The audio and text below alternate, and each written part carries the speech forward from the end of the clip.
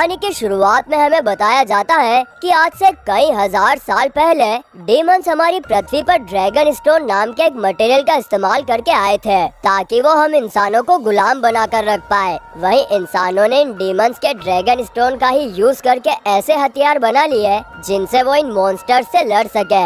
यहाँ से scene shift होता है और हम एक घने जंगल में दो लड़कियों को एक खतरनाक मॉन्स्टर से बचकर भागते हुए देखते हैं। वो दोनों झाड़ियों में जाकर छुप जाती हैं और उस मॉन्स्टर से बचने के लिए जितना हो सके उतना शांत रहने की कोशिश करती हैं। लेकिन वो नहीं जानती थी कि उस मॉन्स्टर ने उन्हें ढूंढ लिया है। अब इससे पहले कि वो दोनों वहाँ से भाग पाती तभी उनमें से बड़ी लड़की को मॉन्स्टर उठाकर खा जाता है और जब वो मॉन्स्टर छोटी लड़की को पकड़ने की कोशिश करता है तो वो लड़की बड़ी तेजी से वहाँ से भागने लगती है। कुछ दूर जाने के बाद वो देखती है कि बहुत सारे डेमंस ने उसे चारों तरफ से घेर लिया है और जब मॉन्स्टर उस लड़की को मारने वाला होता है तभी अचानक यहाँ एक डीमन स्लेयर आ जाता है और अपनी शील्ड से उस मॉन्स्टर को मारकर इस लड़की की जान बचा लेता है। इस डीमन स्लेयर का नाम तेनशी होता है और यहाँ ये अपने भाई चेन के साथ आया था।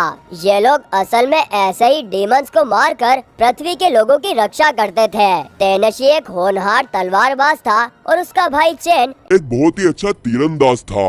अब ये दोनों भाई उस डीमन वीच के पीछे भागते हैं और इनसे बचने के लिए वो वीच अपनी जान बचाते हुए यहाँ से उड़कर भागने लगती हैं। ये दोनों भाई पेड़ों का सहारा लेते हुए उसके पीछे बड़ी तेजी से भाग रहे थे और कुछ ही टाइम बाद ये दोनों उस डीमन का सर धड़ से अलग कर देते हैं।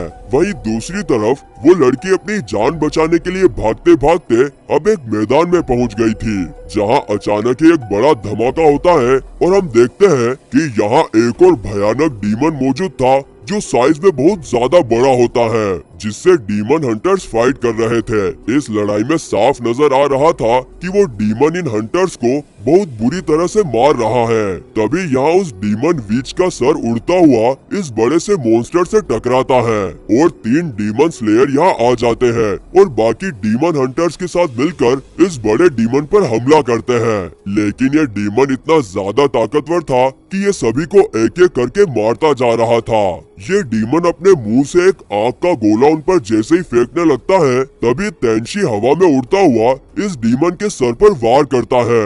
लेकिन तब तक वो डीमन अपने मुंह से आग का एक गोला फेंक चुका था जो सीधा उस लड़की पर जाकर गिरता है जो वहीं छुपकर बैठी थी।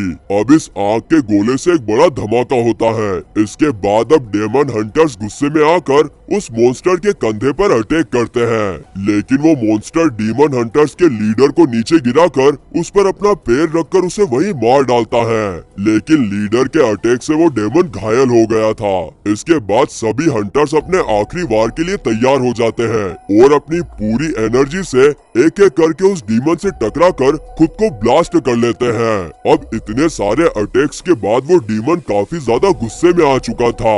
वहीं तेनशी जब अपनी पावर का इस्तेमाल करने ही वाला होता है तो वो देखता है कि वो डीमन अपने असली चेहरे को बाहर निकाल रहा है। तेनशी यहाँ पर समझ चुका था कि इस डीमन की यही कमजोरी है। तभी तेनशी अपनी पूरी एनर्जी से उड़ता हुआ उस डीमन का असली सर धड़ से अलग कर देता है। इसके बाद बाकी बचे हुए हंटर्स देखते हैं कि वो डीमन जलकर हवा में धुआं बनकर उड़ रहा है। यहाँ पर हमें पता चलता है कि पृथ्वी पर ये आखिरी डीमन था जिसके मरने के साथ ही इन हंटर्स का काम भी समाप्त हो गया था। अब इंसान इन हंटर्स का शुक्रिया करने की बजाय इन्हें भी मॉन्स्टर की तरह ही देखने लगते हैं जिसकी वजह से इन हंटर्स को सोसाइटी से अलग रहना पड़ता है। अब ऐसा होने पर ये सारे डीमन हंटर्स 7 सालों के लिए छिपकर रहने के लिए अलग अलग जगहों पर चले जाते हैं। यहाँ तेनशी और उसके दोनों भाइयों को भी इसी तरह सोसाइटी से अलग होकर रहना पड़ता है। तेनशी और उसके भाई अब मछली पकड़ने का काम शुरू कर देते हैं लेकिन उनसे ये काम सही ढंग से नहीं हो पा रहा था। यहाँ उनसे थोड़ी दूर 2 मछुआरे इनको देखकर इन पर हंसने लगते हैं। तभी तभी उन मछुआरों का एक दोस्त वहाँ उनके पास आता है, जो कि उन्हें एक ड्रिंक ऑफर करता है। ये ड्रिंक देखने में कुछ अजीब सी लग रही थी, लेकिन फिर भी ये मछुआरे इसे नजरअंदाज करके पी लेते हैं। थोड़ी देर बाद तेंची और उसके दोनों भाई नदी से काफी सारी मछलियाँ पकड़ने के बाद यहाँ से जाने लगते हैं। तभी वो देखते हैं कि एक मछुआरा जमीन पर पड़ा हुआ था और उसके साथी बैठकर उसे खा रहे थे। तेंची का भाई फियोन जैसे ही उनके पास जाता है, वैसे उस मछुआरे के साथी फियोन पर हमला कर देते हैं। यहाँ पर उस मछुआरे के साथी मॉन्स्टर बन चुके थे, लेकिन इससे पहले कि वो मॉन्स्टर फियोन को जान से मारता, उससे पहले ही तेंची उस मॉन्स्टर को ही जान से मार डालता है। वहीं चेन भी अपनी तलवार निकालता है और सेकंड मॉन्स्टर को भी खत्म कर देता है। इसके बाद इन लोगों को वहाँ पर एक ड्रिंक बोतल मिलती है और ये समझ जाते हैं कि ये मछुआरे इस ड्रिंक को लेने के बाद ही मॉन्स्टर बने होंगे। इसके बाद तेंची, फियोन और चेन तीनों सिटी में जाकर इस ड्रिंक के बारे में इन्वेस्टिगेट करने की कोशिश करते हैं कि आखिर इस ड्रिंक में ऐसा क्या था जो लोगों को मॉन्स्टर बना देता है। लेकिन इससे पहले कि ये लोग कुछ और करते, तभी इनके पीछे एक जख्मी आदमी आता है जो काफी बीमार था। ये बीमार आदमी इनको डीमन स्लेयर्स के रूप में पहले से पहचानता था। ये तीनों भाई जख्मी आदमी को सिटी में एक हॉस्पिटल में ले जाते हैं, जहाँ फियोन की गर्लफ्रेंड शूना ही डॉक्टर थी। यहाँ पर इन्हें लैला नाम की एक और डॉक्टर भी मिलती है, जो कि तेंची को पहचान जाती है, क्योंकि लैला वही छोटी लड़की थी जिसकी जान तेंची ने मूवी के ओपनिंग सीन में बचाई थी। लेकिन अब वो काफी बड़ी हो गई थी, इसलिए तेंची को कोई आइडिया नहीं होता कि ये डॉक्टर वही लड़की है जिसकी उसने आज से कई साल पहले जान बचाई थी, और इसीलिए वो उस पर ज्यादा ध्यान नहीं देता। शूना और लैला तुरंत उस बीमार आदमी का ऑपरेशन स्टार्ट कर देते हैं और सक्सेसफुली उसकी जान बचा लेते हैं। यहाँ पर वो बीमार आदमी तेंची और उसके भाइयों को बताता है कि असल में मैं भी एक डेमन हंटर ही था और कुछ समय पहले ही सिटी की एक वाइन फैक्ट्री में खोजबीन करने गया था, क्योंकि हाल ही में सिटी के लोगों के लापता होने के केसेस काफी बढ़ गए थे और उस वाइन फैक्ट्री में मुझे कुछ बहुत ही अजीब देखने को मिला। लेकिन तभी एक डेमन ने मुझ पर अटैक कर दिया। अब यहाँ पर वो बीमार आदमी तेंची से कहता है कि मरने से पहले मेरी आखिरी इच्छा यही है कि वो लोग उन मॉन्स्टर को जड़ से खत्म कर दें। इतना कहकर वो आदमी मर जाता है। यहाँ पर ये तीनों भाई समझ जाते हैं कि डीमंस वापस आ गए हैं और इसीलिए ये तीनों अपनी इन्वेस्टिगेशन में लग जाते हैं। अब इनके साथ लैला भी शामिल हो गई थी और ये चारों रात में उसी फैक्ट्री में जाते हैं जिसके बारे में वो बीमार आदमी बता रहा था। यहाँ फैक्ट्री में हम इस फैक्ट्री के बॉस को देखते हैं, जो अपने वर्कर्स को एक किस्म की वाइन पिला रहा था, वो भी तब जब वो वर्कर्स सो रहे होते हैं। थोड़ी देर बाद वो सारे वर्कर्स मॉन्स्टर में बदल जाते हैं। वहीं तेंची वाइन सेलर में देखता है कि इस वाइन में डीमन का ब्लड मिलाया जा रहा है और इसी वजह से इसे पीने वाला कोई भी इंसान मॉन्स्टर में बदल जाएगा। यहाँ ये सब इस डीमन ब्लड को जब देख रहे होते हैं, तभी इन्हें अपने पीछे एक परछाई भागती हुई दिखती है। इस परछाई के पीछे भागते हुए ये सारे एक दूसरे से अलग हो जाते हैं। लैला पर एक चिपचिपे हाथ वाला मॉन्स्टर अटैक करने ही वाला होता है कि तभी तेंची सही समय पर आकर उसे बचा लेता है। यहाँ पर उन्हें एक अजीब सी आवाज सुनाई देती है, जैसे कि कोई खतरनाक मॉन्स्टर छत पर चल रहा हो। एक तरफ फियोन और चेन इन मॉन्स्टर से बचने की कोशिश कर ही रहे थे कि तभी वहाँ चारों ओर धुआं हो जाता है। उधर तेंची और लैला भी इन डीमन से बचकर भाग रहे थे, लेकिन तभी सामने के दरवाजे से वही डीमन विच इनके सामने आ जाती है, जिसे सालों पहले तेंची और उसके भाइयों ने जान से मार दिया था। ये डीमन विच उनके ऊपर अटैक करने लगती है और तेंची को जमीन पर गिरा देती है और उसका गला घोटने लगती है। ये देखते हुए लैला से रहा नहीं जाता और वो एक फोक्स डीमन में बदल जाती है और अपनी पूंछ से उस डीमन विच को बिल्डिंग से बाहर फेंक देती है। तेंची के दोनों भाई भी अब तक बिल्डिंग से बाहर आ गए थे। वो देखते हैं कि डीमन विच भाग रही है, इसलिए वो उस पर अटैक करके उसका सर धड़ से अलग करके उसे जान से मार देते हैं। उधर तेंची लैला की सच्चाई जानकर हैरान हो गया था कि वो भी एक डीमन है। तेंची लैला से पूछता है कि तुम एक डीमन हो, लेकिन फिर भी तुम हमारी मदद क्यों कर रही हो।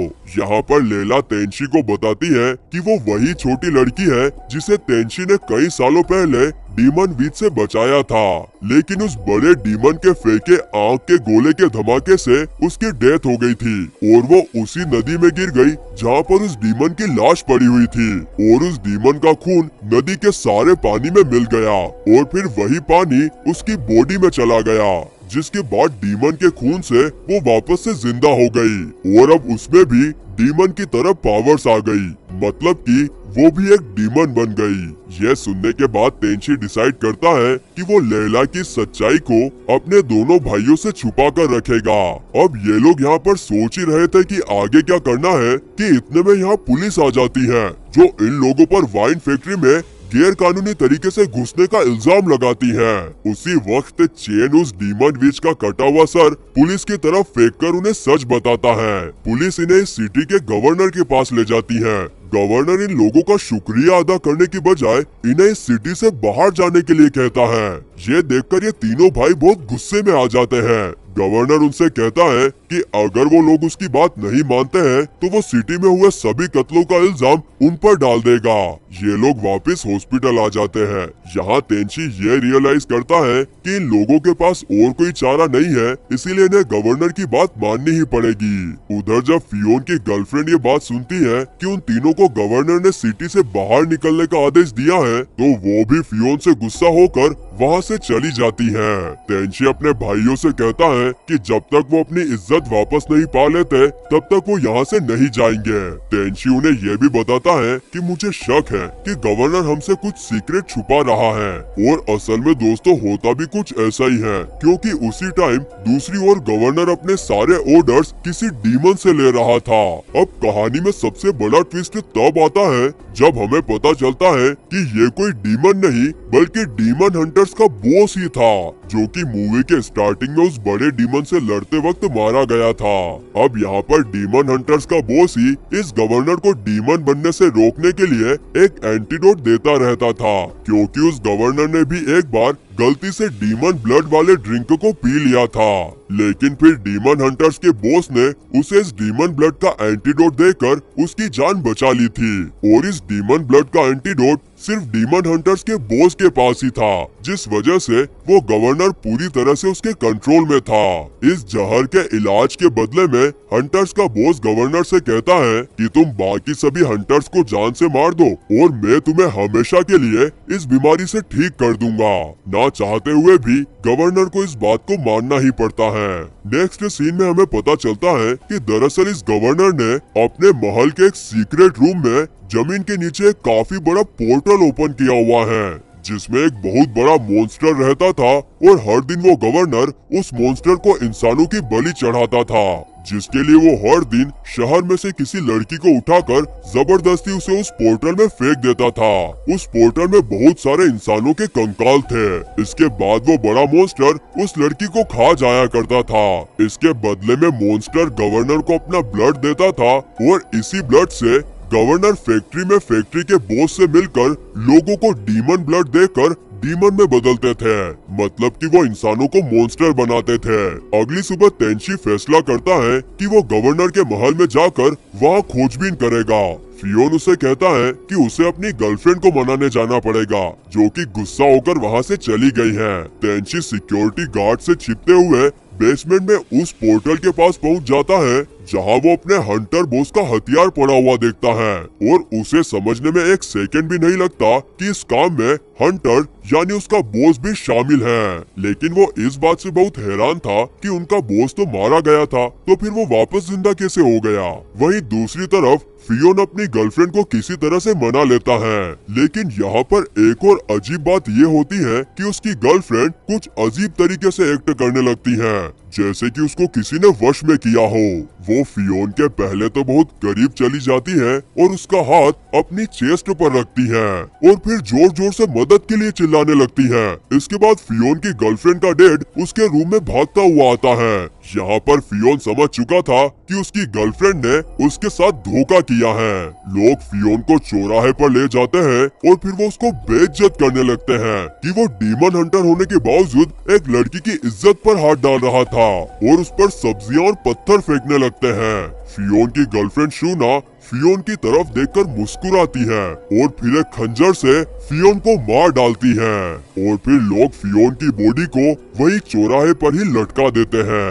थोड़े समय बाद चेन उनके लीडर के बारे में फियोन को बताने के लिए भागता हुआ फियोन की गर्लफ्रेंड शूना के घर जा रहा था, लेकिन वो मार्केट में आते ही उसके छोटे भाई फियोन की लाश लटकी हुई देखता है। चेन तेजी से भागता हुआ अपने भाई की लाश के पास जा रहा था, लेकिन वो इस बात से अनजान था कि यहाँ पर कई सारे सैनिक उसके आने का ही इंतजार कर रहे थे। वो सभी सैनिक चेन के ऊपर एक साथ तीर चलाकर उसे भी अधमरा कर देते हैं। इसके बाद गवर्नर यहाँ आकर चेन का मजाक उड़ाता है कि तुम लोगों को मारना कितना आसान था। यहाँ पर हम देखते हैं कि डेमन भी गवर्नर के साथ आया था और वो उन दोनों भाइयों के अंदर से उनकी जान खींच लेता है। उसी रात बहुत तेज बारिश हो रही होती है और तेंशी अपने भाइयों को ढूंढता हुआ यहाँ आ जाता है। तेंशी देखता है कि चेन की सांसें अभी भी चल रही थी। वो जल्दी से अपने दोनों भाइयों को लेकर लैला के पास जाता है, जहाँ लैला उसके भाई चेन को बचाने की बहुत कोशिश करती है, लेकिन चेन की हालत और भी ज्यादा खराब हो रही थी। चेन की हालत को देखते हुए तेंशी लैला को बताता है कि अब सिर्फ एक ही बंदा है जो उसके भाई को बचा सकता है। वो तुरंत शहर से दूर एक माउंटेन पर जाते हैं। दरअसल वो माउंटेन डीमंस का घर था। यहाँ पर तेंशी को उनका हंटर मास्टर मिलता है। तेंशी उससे पूछता है कि आखिर वो अपने ही लोगों के खिलाफ कैसे हो गया, जिसके जवाब में उनका हंटर बॉस उसे बताता है कि असल में डीमन स्टोन तब खत्म होगा जब सभी मॉन्स्टर्स और हंटर्स इस दुनिया से खत्म हो जाएंगे। इसलिए उसने एक एक करके सभी हंटर्स को जान से मरवा दिया। इतना कहकर उनका हंटर मास्टर तेंशी पर तलवार से वार करके उसको दूर गिरा देता है। तेंशी ये बात सुनकर बहुत गुस्से में आ जाता है और अपने हंटर मास्टर से लड़ने लगता है। यहाँ पर इन दोनों के बीच काफी तगड़ी फाइट होती है और एंड में जब तेंशी अपनी पूरी पावर से हंटर मास्टर पर तलवार से अटैक करने जाता है, तो हंटर मास्टर उसकी तरफ देखकर मुस्कुराकर अपनी तलवार फेंक देता है और उसे अपने ऊपर अटैक करने देता है। तेंशी हंटर मास्टर के सीने में तलवार आर पार कर देता है। मरने से पहले हंटर मास्टर तेंशी को बताता है कि अब जब सभी हंटर्स खत्म हो चुके हैं तो अब ह्यूमैनिटी का भला होगा और वो डीमन स्टोन भी अपने आप ही टूट जाएगा। यहाँ पर हंटर मास्टर तेंशी को वो सेलेस्टियल स्फीयर दे देता है और उसकी डेथ हो जाती है। हंटर मास्टर का ये सेक्रीफाइस देखकर तेंशी की आंखों में आंसू आ जाते हैं। अब यहाँ पर जो डीमन गवर्नर के साथ था वो आ जाता है और चेन की बॉडी को पजेस करके उसे एक डीमन में बदल देता है। इसके बाद चेन, जो कि अब डीमन में बदल चुका था, वो तेंशी को मार देता है और यहाँ से सीधा शहर की तरफ जाने लगता है। सिटी के सैनिक समझ जाते हैं कि कुछ गड़बड़ है, कुछ बहुत ही बुरा होने वाला है और जब वे लोग आसमान की तरफ देखते हैं तो उन्हें एक बहुत ही बड़ा डीमन दिखाई देता है जो उनकी तरफ ही बढ़ रहा था। ये डीमन हर तरफ आग के गोले फेंक कर सब कुछ तबाह करने लगता है। चारों तरफ लोग भाग रहे होते हैं और लोगों के घर जल रहे होते हैं, बहुत सारे लोग मर रहे होते हैं। इसके बाद फाइनली गवर्नर बाहर आता है और इस डीमन को कहता है कि तुम पूरे के पूरे शहर को क्यों तबाह कर रहे हो। वो डीमन गुस्से में आकर गवर्नर को एक ही पंच मारकर मार देता है। दरअसल शुरुआत से ही ये डीमन गवर्नर को मूर्ख बना रहा था। तभी हम देखते हैं कि यहाँ पर एक हंटर घोड़े पर इस बड़े से डीमन से लड़ने के लिए आ रहा था। दरअसल ये तेंशी ही था जो अभी तक मरा नहीं था। तेंशी बड़ी फुर्ती से उस डीमन की पीठ पर चढ़ जाता है और जब वो उसके सीने में तलवार से वार करने लगता है तो वो अपने भाई को उस डीमन की पीठ पर फंसा हुआ देखता है। अचानक वो डीमन तेंशी को पकड़कर नीचे गिरा देता है। नीचे गिरने से तेंशी बेहोश हो जाता है। उसी वक्त सिटी से कुछ और लोग उस डीमन से लड़ने आ जाते हैं, जो कि और कोई नहीं बल्कि वही डीमन हंटर्स थे जो कई साल से उस सिटी में छुपकर रह रहे थे। वो सभी मिलकर उस डीमन पर अपने हथियारों से अटैक करने लगते हैं, लेकिन उस डीमन पर उनके हथियारों का जरा सा भी असर नहीं होता। इसके बाद वो डीमन हंटर्स पर अपनी पूरी पावर का इस्तेमाल करते हुए उस डीमन से टकराकर खुद को ब्लास्ट करने लगते हैं। इसी वक्त यहाँ तेंशी को भी होश आने लगता है। यहाँ पर हमें पता चलता है कि जब डीमन चेन ने तेंशी पर अटैक करके उसे मार दिया था, तो उसके बाद लैला ने डीमन स्टोन और अपनी सारी एनर्जी का इस्तेमाल करके तेंशी को जिंदा कर दिया था और साथ ही तेंशी को सुपर पावर्स भी मिल गई थी। लेकिन इसके बदले में लैला की जान चली गई। अब यहाँ तेंशी पूरे गुस्से और जोश में उस डीमन की नेक पर चढ़ जाता है, जहाँ उसका भाई चेन भी कैद था। चेन तेंशी को कहता है कि इस डीमन को खत्म करने के लिए तुम्हें मुझे मारना ही होगा। इसके बाद ना चाहते हुए भी तेंशी को मजबूरी में अपने भाई चेन के सीने में अपनी तलवार से वार करके उसे मारना ही पड़ता है। अब फाइनली वो डीमन खत्म हो जाता है, जिसके बाद सभी लोग अपनी जीत की खुशी मनाने लगते हैं। लेकिन तेंशी की आंखों में सिर्फ दर्द ही था, क्योंकि उसने अपने सभी चाहने वालों को खो दिया था। और इसी के साथ मूवी यहीं पर खत्म हो जाती है।